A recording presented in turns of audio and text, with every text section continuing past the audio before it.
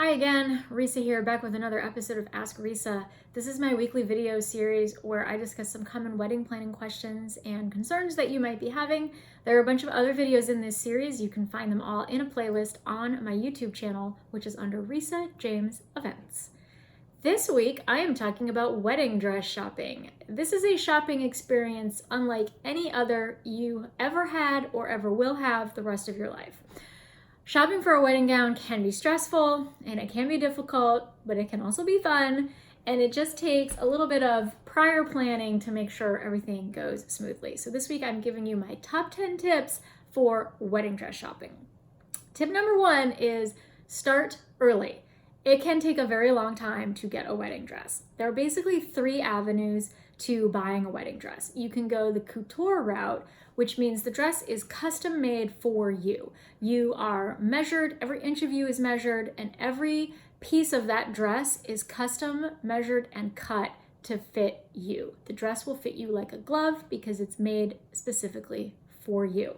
That is the longest and most expensive route to ordering a wedding dress, and it can take a year. So if that's the route you want to go, make sure you have plenty of time to get that taken care of. Not couture, but still reasonably time consuming is made to order. So this is how most bridal salons operate. You go in, they have a bunch of dresses, but the dresses are all pretty much just in one size, like a sample size. And everybody tries on the same dress. And it won't even come close to fitting you, regardless of what size you are. They will have to put clamps, like binder clips, up and down the back of the dress, and then, maybe up the top to keep this part from sagging. And it's hard to get a good sense of what the dress looks like when you're binder clipped into it, but that's the way it is. So when you find a dress you like, the store will measure you, and then they will order you a dress in the size that comes closest to your measurements. And wedding gown sizing it makes no sense whatsoever. It has absolutely no correlation to the normal clothes that you wear that you just go into a store and buy. So like that whole sizing chart is out the window. Don't even think about it. So the dress shop will order the size that's closest to your measurements, and then the dress manufacturer will wait until they get enough orders for the same size dress that it makes sense for them to cut the fabric, because they want to cut all that fabric and sew all those dresses at the same time. So it could take 3 weeks from the time you place your order until they start cutting your dress, or it could take 3 months. So you need to allow at least 6 months, but if you're going to go to a bridal salon and do a made-to-order dress. It could take more, but at least 6. If you're getting married in 4 months, that's not really an option for you anymore. You've missed your window. So if you are getting married in a short time frame, then you have only really one option, and that's called off the rack. So this is when a dress shop has a sample sale and they sell the samples that have been in their shop that people have been trying on, you're buying that right off the rack. If you go to David's Bridal, they have dresses in all different sizes. Like basically all the sizes that the dress comes in, they will carry in the store, and you get the dress that fits you the best and you take it off the rack and you can walk out of the store with it that day. If you're not getting alterations done in-house, you literally take it with you that same day. So off the rack is your best bet if you have limited time. It's also generally the least expensive option. So if you're on a tight budget, then off the rack is the way to go. And don't forget, you also have to take time into account for alterations, because the only avenue that you won't need alterations with is the couture avenue, because it's being made to fit you. But with made to order, it's not going to fit you when it comes in. It's still going to need a couple of rounds of alteration. And off the rack, usually you can get pretty close, but it's still going to need some tweaks. It may not need anything major, but it's going to need some tweaks to make it fit you the best that it can. So make sure you leave time for alterations. Tip number 2. Have some idea of what you like before you go dress shopping. Look through a few bridal magazines, check out Pinterest, get some ideas. Do you want a really big fluffy ball gown with lots of layers of tulle? Do you want something that's super slinky and just like a sheath? Do you want a mermaid dress, which is tight through the waist and the hips and then flares out at the knee and makes like a wide angle out from the knee? Do you want strapless, sweetheart, skinny straps, sleeves?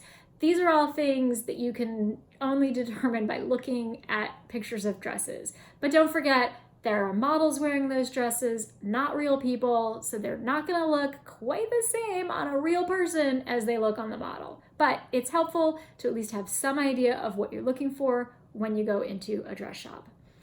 Tip number 3, choose no more than 3 places to go look at dresses and try on dresses. Make appointments and try not to do them all on the same day. Shopping for wedding dresses can be exhausting. The dresses are very heavy and they're hard to get in and out of, and it's very emotional because you're buying a very special dress and you're spending a lot of money. It's the most expensive garment you are likely to ever buy.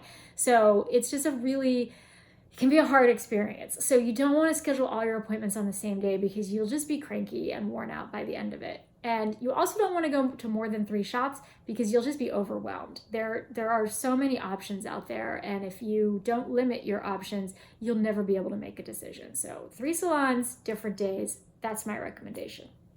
Tip number 4, take somebody with you when you go to try on dresses, but only 1 person, 2 at the most. So maybe your mom and your maid of honor, or your sister and, a bridesmaid, something like that. 1 to 2 people. There's 2 reasons for this. One is you don't need everybody's opinion. Too many opinions is like too many dresses. You can't make a decision if you have too much information. So you want to just take a couple of people whose opinions you very much value and trust. Don't take anybody who's going to body shame you or judge you or make you feel bad about yourself. Definitely do not take those people dress shopping with you. And the other reason to limit your entourage is that dress shops aren't that big, and a lot of them actually impose limits on how many people you can bring with you because they just don't have the space. And they want to make the experience enjoyable for everybody, so keep your party small, 1 to 2 people with you, that's it. Tip number 5, set a dress budget and stick to it. If your dress budget is $3,000, don't try on a $10,000 dress because, it's going to be amazing. It's a $10,000 wedding dress, but you can't afford it because your budget is $3,000, and you're not going to magically come up with an extra $7,000.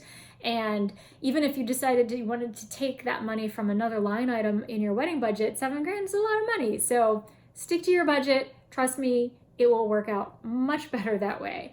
And don't forget that your dress budget also has to include your alterations, your shoes, your veil, your undergarments. All the stuff that you're wearing on your wedding day goes into that one line item for your dress budget. So if your dress budget's $3,000, don't buy a dress that's $3,000, because you still need a few $100s in there, wiggle room for all that other stuff. So keep that in mind as well.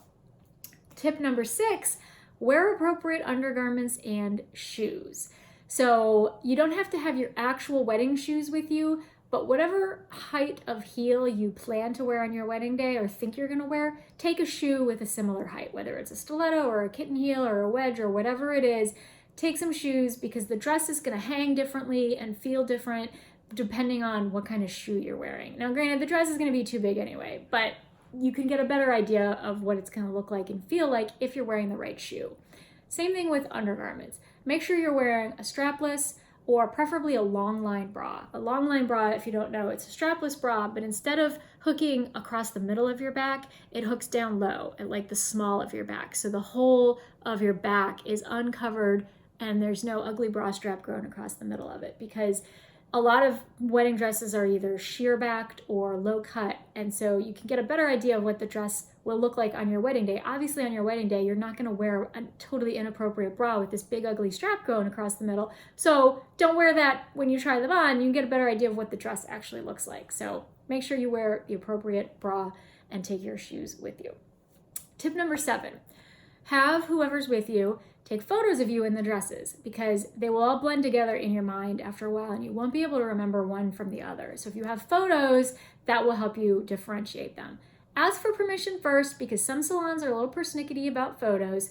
But if they tell you no, take them stealthily. Just try to, do one of those little hip shots with the phone or whatever, because you'll never remember what these dresses look like. Trust me. Tip number 8. Don't be disappointed if you don't hear trumpets playing in your head when you find the dress that you're going to buy. Some people get very emotional. Bride cries, mom cries, maid of honor cries, they're all crying. That does not happen to everybody. Trust me, if it doesn't happen to you, there's nothing wrong with you.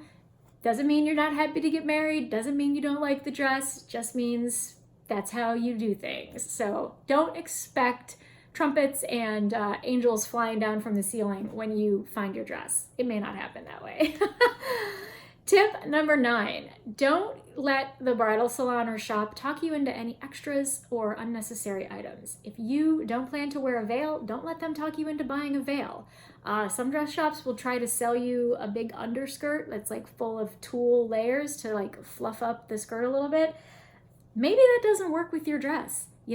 They don't care. They're not paying attention to whether or not it works with your dress. They just want to make a couple of extra bucks. So don't let anybody talk you into anything that you don't want. And when it comes to alterations, David's in particular, this was the experience I had when I bought my dress there. Their in-house alterations is limited in what they can do to a dress because they are under contract with the dress manufacturers not to make major structural changes. That doesn't mean you can't make major structural changes. It just means they can't. You haven't signed any contracts with any dress manufacturers, so you are under no obligation to live up to a contract between David's Bridal and the dress manufacturer. If you have a dress that has sleeves and you don't want it to have sleeves and David says, oh, well, we can't take those sleeves off, you take that dress and you march right out of that store and you find an independent seamstress. She will be happy to take those sleeves off for you. No problem, no questions asked. So that is probably one of my most important tips is don't let the bridal store tell you that you can't do something to a dress. Just because they can't do it doesn't mean you can't do it. And my final tip number 10, is don't forget to have fun because this is a once in a lifetime experience. You're not going to go through this again, hopefully, knock on wood, and you should enjoy it and have fun and make the most of it. And try not to get overwhelmed because it can be an overwhelming process, but in the end, it should be fun. And hopefully you'll find your dress and you will look beautiful and you will have a very successful wedding day. So if you have any questions, feel free to let me know either in the comments or feel free to email me. You can find all of my contact information down below in the description for this video, and I will be back next week to answer another wedding planning question. Bye for now.